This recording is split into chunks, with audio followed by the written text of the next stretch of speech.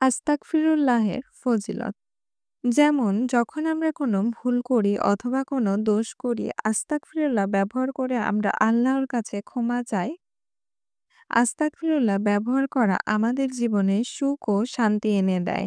নবী করিম সাল্লাল্লাহু বলেন, হে লোকেরা, তোমরা তোমাদের রবের কাছে তওবা করো এবং তার কাছে ক্ষমা চাও।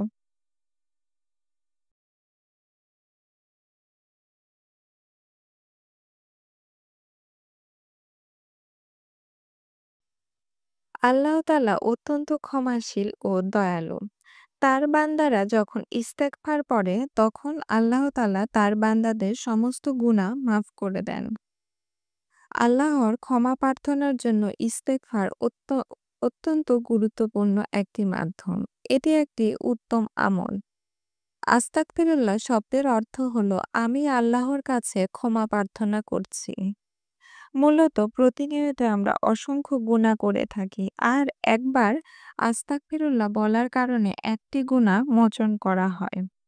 আমাদের প্রিয় নবী হযরত মুহাম্মদ সাল্লাল্লাহু আলাইহি ওয়াসাল্লাম প্রতি ফরজ নামাজের পরে আস্তাগফিরুল্লাহ পাঠ করতেন। কোরআন এবং হাদিস অনুযায়ী আল্লাহর কাছে ক্ষমা প্রার্থনা করার অসংখ্য দোয়া রয়েছে।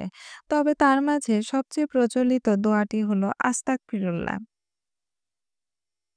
আস্তাগফিরুল্লাহ একটি আরবি শব্দ যা ইসলামী ধর্মে ব্যবহৃত হয়। এর বাংলা অর্থ হলো ক্ষমা করুন বা মাফ করুন। ইসলামে এটি প্রায় সমস্ত ধর্মীয় কাজে ব্যবহৃত হয়।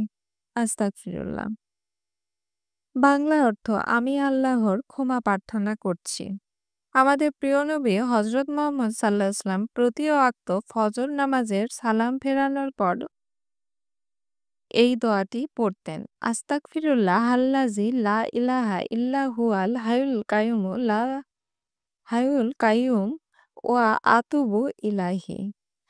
আমি ওই আল্লাহর কাছে ক্ষমা চাই, যিনি ছাড়া প্রকৃতপক্ষে কোনো মাবুদ নেই। তিনি চিরজীবী, চিরস্থায়ী এবং তার কাছেই ফিরে আসি। পড়ার নিয়ম দিনের যেকোনো সময় এবাদত বন্দেগী তথা ক্ষমা প্রার্থনার সময় এভাবে তওবা করতে পারেন। হাদিসে এসেছে এভাবে তওবা ইস্তেগফার করলে আল্লাহ তাআলার কাছে ক্ষমা করে দেবেন, যদিও সে যুদ্ধক্ষেত্র থেকে পলায়নকারী হয়। আস্তাগফিরুল্লাহ ওয়া আতুবু ইলাইহি। আমি আল্লাহর ক্ষমা প্রার্থনা করছি।